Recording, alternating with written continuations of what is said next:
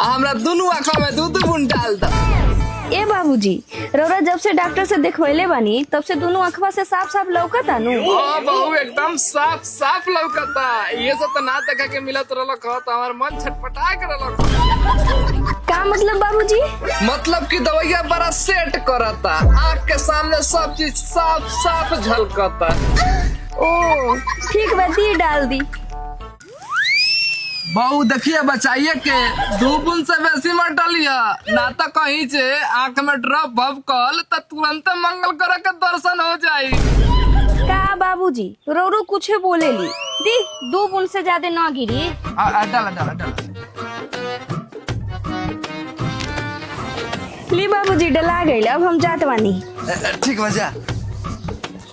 बहू तनी एक कप चाय बना के लिया दिया। ठीक बा। का करी कबो कबो मन तो हमरो करेला केक नहीं के पछियाल, लेकिन बेटा सन के बालन टोर पा साला सा जान जाई हंसनु तो हमरा के कुटी कुटी काट के कुत्ता के खिया दियन सा। ए दीदी जी बाबूजी के तनी चाय बना के देना दी, मंगलन हा हमरा कपड़ा खींचे के बा।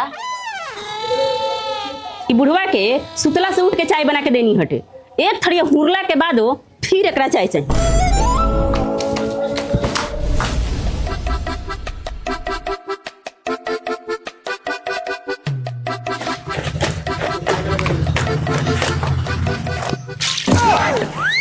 रौर धन नहीं राजा केहू खाए वाला बा, छोरी छोरी ओठ लाली आए वाला बा, छोरी छोरी ओठ लाली। बहन चोद हमार बाप हमार बियाह मुरचाल हंसुआ खानी भोथार लड़की से करा देला।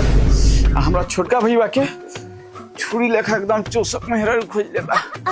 एकरा के देखला के बाद तो आंखें चन्हरिया जाता। अच्छा फेरे में पानी कबू ना कबू इनका के चौपट भी करे। हम तो गुस्सा गल बनी, 10 गो लोग के खाना बनावा आ ऊपर से माल जल खिलावा। आई बापी देख ली तो जुलुम जोत दी।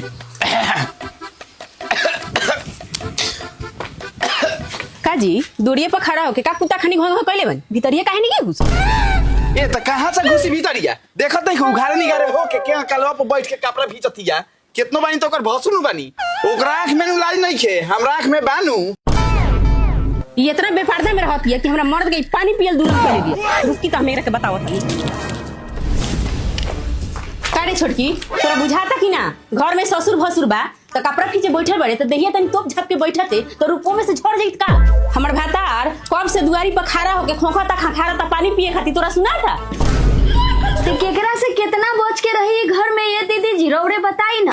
बाबूजी बारन तो दवाई डाले के बहाने बुलावलन आ लागेलन हमर छाती या पेट निकाले आ चुप चुप कपड़ा खींचे बैठेली ना तो भैया जी के लागेला कंठ सूखे, जाने उनकरा के कौन चीज के तरास लागेला। अरे बाप रे बाप, ससुर जी के बारे में कहले है नु तो ई हम मानतानी, काहे कि उनका चाल के बारे में हम जानतानी कि वो कैसन हम। लेकिन ते हमरा सीधा साधा बैल जैसन मर्द को छांग लगावत रही, हमरा बर्दाश्त ना होई। ए छोरा जाए दा, आजकल तो केहू केहू पर कुछ इल्जाम लगा देता। वो हम न जानतानी कि हमार नियत कैसन बा। अरे बाप रे बाप, रौरा नेचर के बारे में तो हमरा बढ़िया से पता बा। ये भैया जी दीवार में 9 गुना छेद कइले बानी ताके झाके खातिर कि केनो से कुछ लौक जा।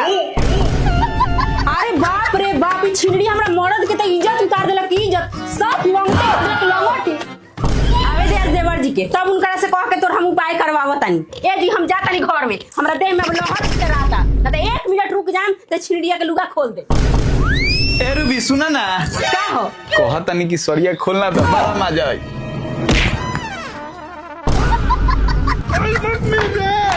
बाप रे